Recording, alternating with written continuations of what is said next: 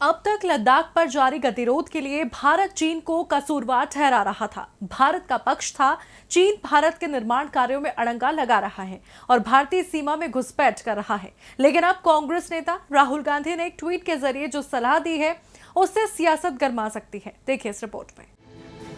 चीन और भारत के तल्ख होते रिश्तों का अंदाजा इसी बात से लगाया जा सकता है कि लद्दाख में पेगोंग झील के किनारे और गलवान वैली में पिछले एक महीने से दोनों देशों की सेनाएं आमने सामने हैं।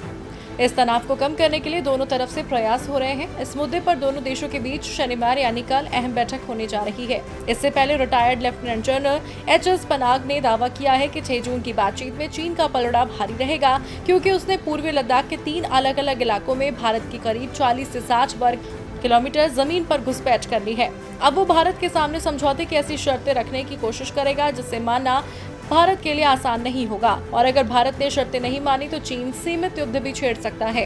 कांग्रेस नेता राहुल गांधी ने सेवानिवृत्त लेफ्टिनेंट जनरल के इस आर्टिकल को ट्वीट करते हुए लिखा है, सभी देशभक्तों को लेफ्टिनेंट जनरल बनाकर आर्टिकल जरूर पढ़ना चाहिए। इनकार कोई समाधान नहीं है। आपको बता दें, लेफ्टिनेंट जनरल पनाग ने आर्टिकल में आशंका जताई है कि चीन के पास हमारी जमीन है, इसीलिए वो विवाद सुलझाने के लिए एलएसी के पास भारतीय सीमा में आधारभूत ढांचे का निर्माण कार्य रोकने जैसी कठोर शर्त रख सकता है। भारत को ये बात गांठ बांध लेनी चाहिए कि उसे चीन के मनमाने बन के आगे झुकना नहीं है, भले ही उसकी तरफ से थोपा गया युद्ध ही क्यों न लड़ना पड़े। लेफ्टिनेंट जनरल पनाग के मुताबिक भारत को सुनिश्चित करना चाहिए कि असीमांकित यानी अनडिमार्केटेड एलएसी पर 1 अप्रैल 2020 तक की यथास्थिति बहाल हो, ताकि चीन सामरिक बढ़त हासिल करने या अपनी मर्जी से भारत को अपमानित करने के लिए भविष्य में इस तरह की जबरदस्ती ना कर पाए।